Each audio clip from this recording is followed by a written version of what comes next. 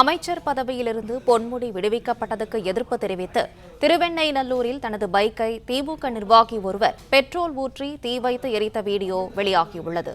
இதுகுறித்த கூடுதல் விவரங்களை செய்தியாளர் சந்தோஷ் வழங்க கேட்கலாம். சந்தோஷ், வணக்கம். விவரங்களை சொல்லுங்க. வணக்கம் மேடம்.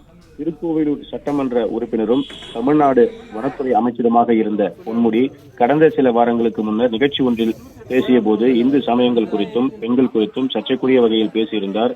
இது தொடர்பாக திமுக எம்பி கனிமொழி கருணாநிதி உள்ளிட்ட அரசியல் கட்சியினர் பல்வேறு அமைப்பினர் அமைச்சருக்கு எதிராக கண்டனத்தை பதிவிட்டனர். அதனைத் தொடர்ந்து திமுக தலைவரும் தமிழ்நாடு முதலமைச்சருமான ஸ்டாலின் அவர்கள் அமைச்சர் பொன்முடி கட்சியில் வகித்திருந்த துணை பொதுச் செயலாளர் பதவியிலிருந்து விடுவித்தார்.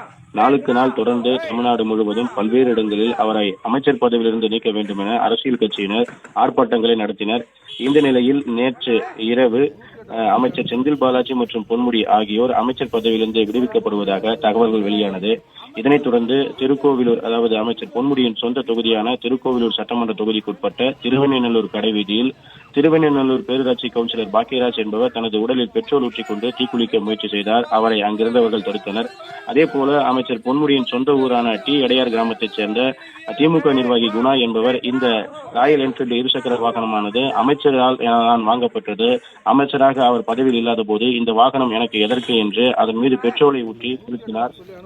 பிளே ஸ்டோர் மற்றும் ஆப் ஸ்டோரில் இருந்து பாலிமர் செயலியை QR கோடு மூலம் பதிவிறக்கம் செய்யுங்கள்.